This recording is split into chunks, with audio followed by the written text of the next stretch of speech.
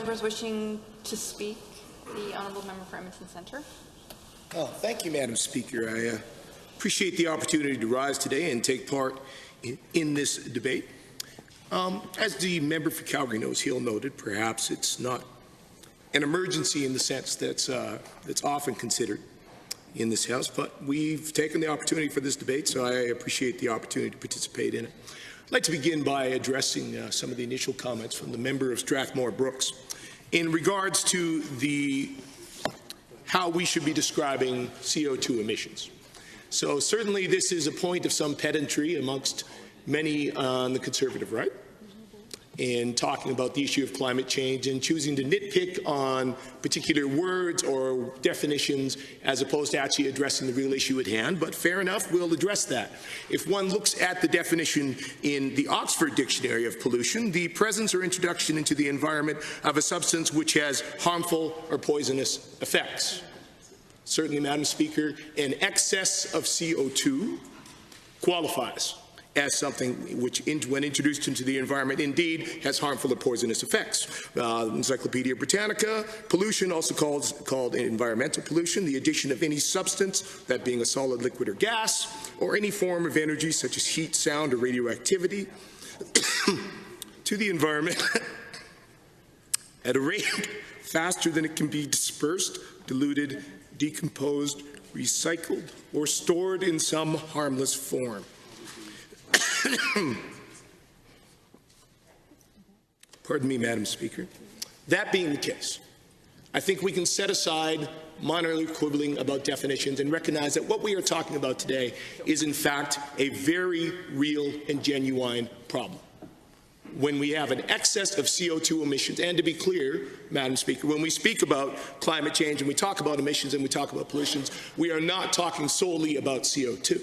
CO2 is the predominant greenhouse gas, but we're also talking about methane, sulfur dioxide, other gases which are also released and which also contribute to the issue. CO2, of course, is the primary pollutant in excess, which is causing the issue due to man-made choices, man-made decisions, our approach to industry, the actions and choices that we each individually and on an industrial level make every day, which are contributing to the very real issue of climate change. As others have addressed today, we're seeing the impacts of that in the world today.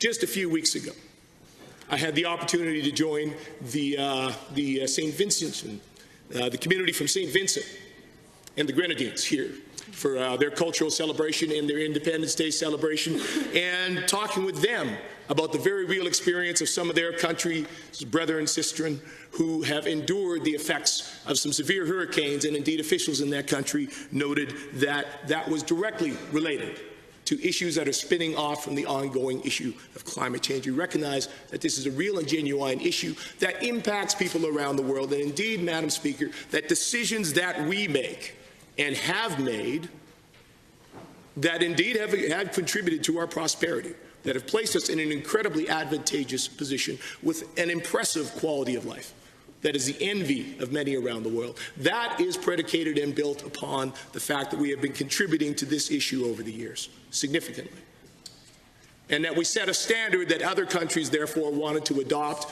and have therefore increased their impact. So we can try to dismiss the fact and say we don't produce as much as China or India or some of these other countries, but the fact is those countries are following our example.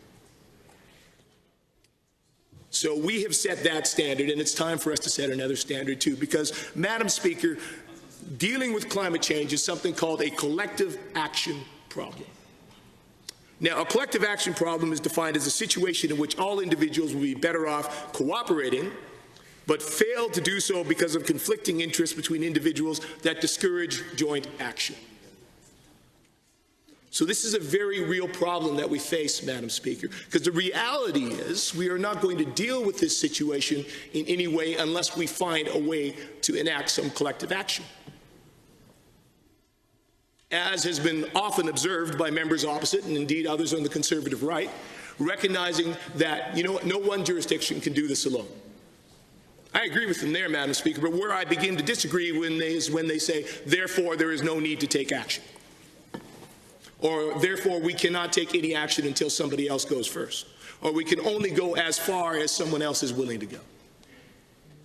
That is not leadership, Madam Speaker, and that is not what Canada is known for. That is not what Alberta is known for. And that is not going to move us forward in addressing a very real problem.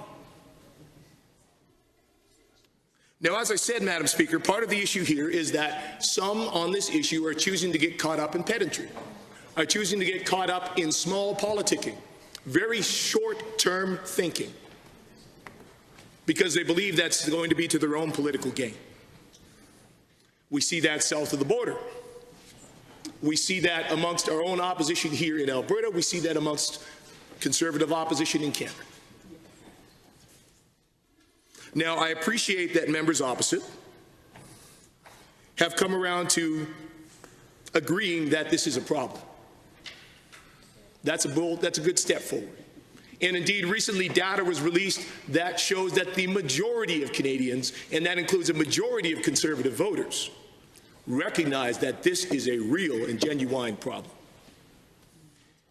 So when we come back around to the question of this debate, as put forward by the member for Strathmore Brooks, that Canada, that we as Alberta should step back and say we will not support the federal government in their decision to having signed on to the Paris Accords, that being that global agreement to set those targets. I cannot agree with that motion. Now let's be clear, Madam Speaker. Members opposite have talked about, the astronomical figures that would be required to address this issue. Madam Speaker, to be clear, there is no addressing this issue without cost. That is simply an impossibility. So our discussion then is not, what our discussion comes down to then is, how are those costs to be best addressed? How do we implement them into our system? Because they have to be implemented somewhere. Whether that's going to be through regulation, which seemed to have been the favorite option of our former Prime Minister, Mr. Harper, and his Conservative government at the time, who said many great things about all the steps they were going to take and how they were going to rein in industry and how they were going to bring in regulation and all the steps they were going to take to begin to achieve Canada's carbon emission reduction goals, but ultimately did nothing. Ultimately did very little. Again, because of that lack of political will, that unwillingness to be leaders on this issue. The unwillingness to address the fact that this is a challenge that we're going to have to face and there will be costs involved. Now, members opposite have chosen so far not to put forward any actual policy on this issue or any indication of how they would actually choose to address it. Again, choosing to play that short-term political game. Frankly, Madam Speaker, I'm proud to stand with a government that is taking real action on this issue. Agreed. What we are seeing around the world, Madam Speaker, that I think is relevant to this conversation, and particularly in the way the question has been framed by the member from Strathmore Brooks, is also concerns with the rise of nationalism. That being a very clear degradation of the principles of cooperation and collaboration on the global scale. Now, again, this is a word on which we often see folks on the right exercising some pedantry and trying to parse it in different ways to say things that it doesn't actually say. So I will be clear in my definition, Madam Speaker. When I talk about nationalism, I'm talking about, as the Oxford Dictionary says, identification with one's own nation and support for its interests, especially to the exclusion or detriment of the interests of other nations. Or another definition, loyalty and devotion to a nation, especially a sense of national consciousness exalting one nation above all others and placing primary emphasis on the promotion of its cultures and interests as opposed to those of other nations. Now, I recognize that the member for Strathmore Brooks leans a little bit in this direction, at least, and I mean that in terms of favoring a much higher, a much higher elevation of Alberta values, Alberta culture, Alberta's interests over its place currently in the national scene. So perhaps that's, I'm not quite sure that you could call that provincialism. That would perhaps be a misunderstanding and a misrepresentation. But I recognize that, and I appreciate that the member stands by those values. Personally, I'm concerned by the growth of this sort of point of view and this sort of populism around the world. There is indeed, Madam Speaker, a time to be patriotic, and indeed I consider myself a patriot. I am proud of my country, I am proud of my province, I am proud of my city. I don't consider any of those necessarily to be superior to other parts of the world. There are many things to admire in many nations and many places, but that's to one side of the point. Ultimately, what it comes down to, Madam Speaker, is I find it very problematic that we are moving to a world where increasingly people are choosing to elect governments in nations that say, me first, everyone else after. There are times to stand up for a national interest. Indeed, when we're negotiating a free trade agreement. Indeed, when we are working to negotiate pipelines for Alberta. Indeed, when the City of Edmonton is advocating for its fair share of the resources that come for the province for its municipal infrastructure. Indeed, those are appropriate things to do. But there are there are things where we need to come together to address action.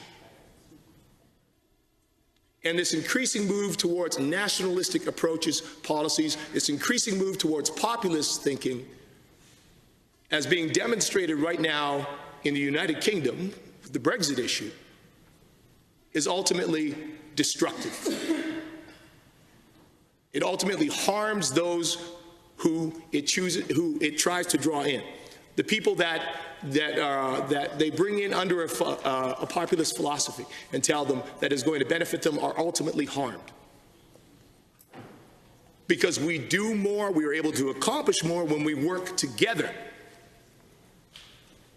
than when we choose to be entirely selfish in our interests. So to bring this around,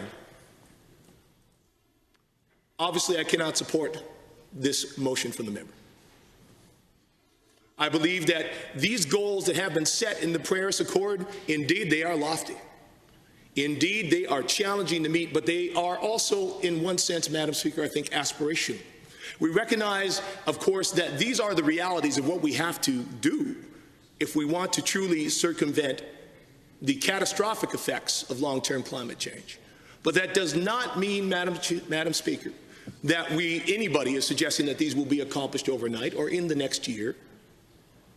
We need to take these initial first steps. We need to begin that journey. If we just simply sit back and say this is too big an issue to possibly handle, then we will never make any progress. And indeed, when we talk about the legacies we're going to leave to their children, to our children, our grandchildren,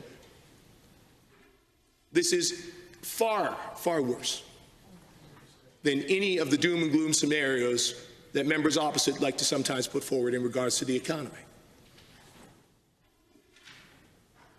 Now, the reality is, Madam Speaker, we have taken real action as a province to begin to address this issue.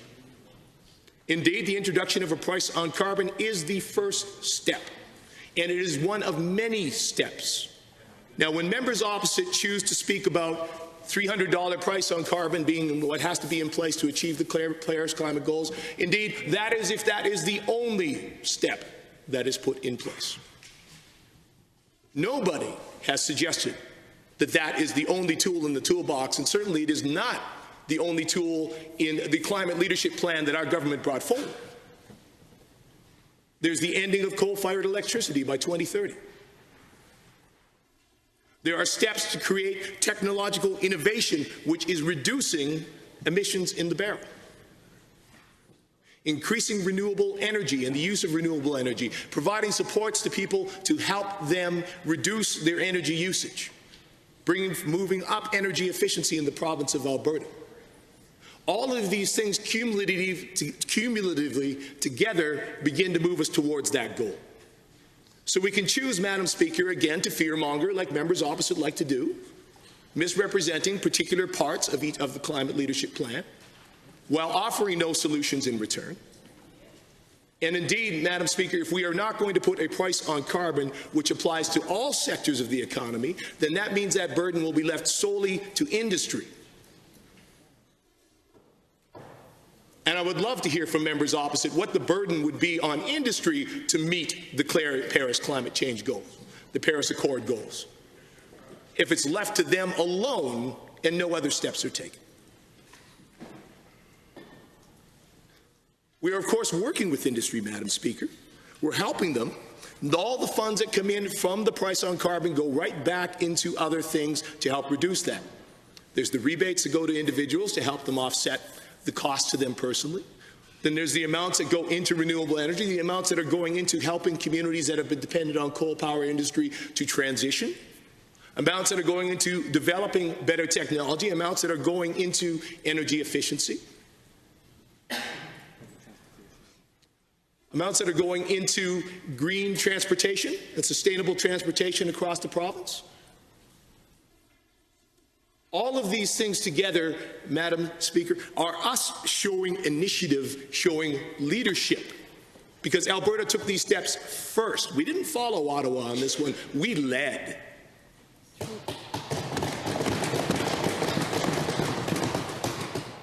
So frankly, I'm happy to see that Ottawa has come along behind us and that they're working to make sure that these types of positive steps forward are being brought forward across Canada.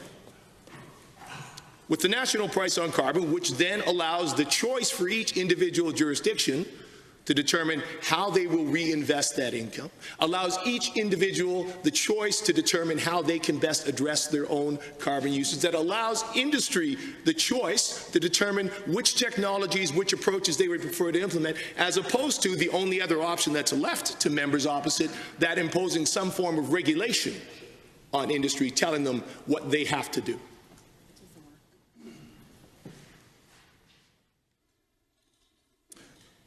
So I'm proud of the work of our government. I will proudly stand behind it. I will proudly campaign on it, as I do every week when I go out and I talk to my constituents on the doors. This is policy we can be proud of, and that has put Alberta on the map internationally as a responsible energy-producing jurisdiction. So for all those reasons, Madam Speaker, I will be voting against this motion. Thank you. Hear, hear. Thank you, Honourable Member. I'll now recognize the Honourable Member for